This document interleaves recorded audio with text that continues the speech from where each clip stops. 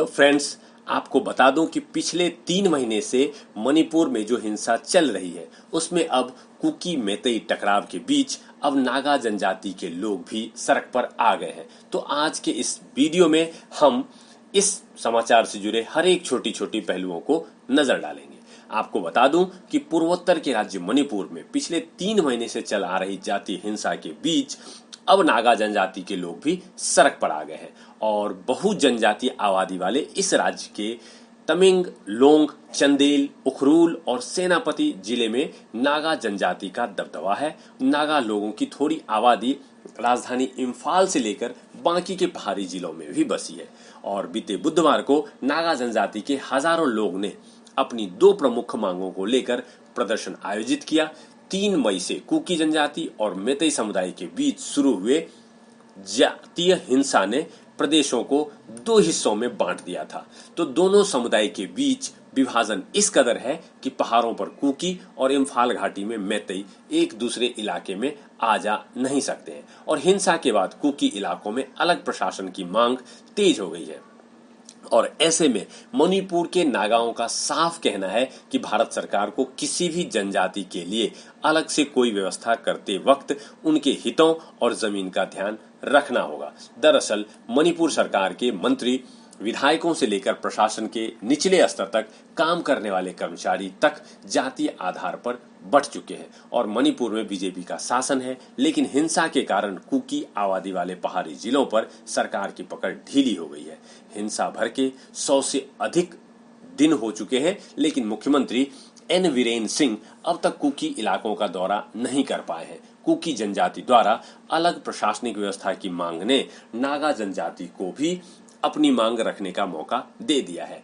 नागा लोगों को इस बात का डर सताने लगा है कि अगर केंद्र सरकार ने कुकी इलाकों में प्रशासनिक व्यवस्था के नाम पर किसी तरह का कोई कदम उठाया तो अंतिम चरण में चल रही नागा शांति वार्ता को नुकसान होगा। लिहाजा नागा बहुल क्षेत्रों में बुधवार को रैलियां निकाली गई और जो इस तरह से भारत सरकार को संदेश देने की कोशिश बताई जा रही है।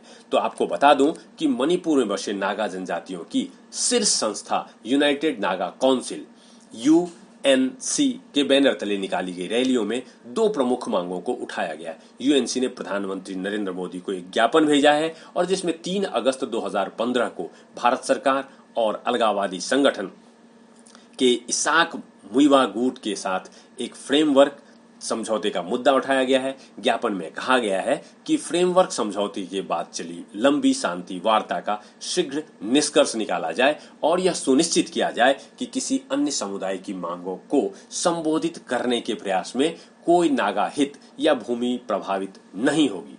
यूएनसी के अध्यक्ष एनजी लोरहो ने एक बयान में कहा है कि मणिपुर में हमारी 20 नागा जनजातियां हैं, लिहाजा किसी अन्य समुदाय की मांगों को संबोधित करने का प्रयास करते समय नागा भूमि के विघटन या किसी भी ऐसे कार्य को नागा लोग स्वीकार नहीं करेंगे जो नागा जनजाति के हितों पर प्रतिकूल प्रभाव डालेगा। इस साल जून में गृह मंत्री अमित शाह से मिलने के बाद मणिपुर के नागा विधायकों ने पहली बार कुकी लोगों के लिए अलग प्रशासन की मांग के मुद्दे पर अपना पक्ष रखा था। नागा विधायकों का कहना है कि मणिपुर के पहाड़ी जिलों के लिए कोई भी अलग प्रशासनिक व्यवस्था नागा शांति प्रक्रिया पर आधारित होनी चाहिए। मेतई और कुकी जनजाति के बीच जारी हिंसा में नागा अब तक तटस्थ रहे हैं, लेकिन बात जब जनजाति और गैर जनजाति के बीच लड़ाई की आती है तो नागा लोग कुकी के साथ खड़े दिखते हैं। अलगाववादी समूह एनएससीएन और केंद्र के बीच ग्रेटर नागालिम की मांग के साथ ही एक अलग ध्वज और नागाओं के लिए एक संविधान जैसी मांगों को लेकर मतभेद है। ग्रेटर नागालिम का अर्थ पूर्वोत्तर में जिन इलाकों में नागा आबादी बसी है उन सभी क्षेत्रों का एकीकरण करना है और यही वजह है कि मणिपुर में बसे नागा जनजाति के लोग शांति वार्ता का शीघ्र निष्कर्ष निकालने की मांग कर रहे हैं। तो चलिए देखते हैं कि सरकार इस पर क्या कदम उठाती है और नागा जनजातियों का इस में शामिल होना इस हिंसा को किस कदर तक या तो आगे बढ़ाती है या खत्म करती है। तो चलिए मिलते हैं फिर अगले वीडियो में कुछ नए समाचार के साथ। धन्यवाद। जय हिंद।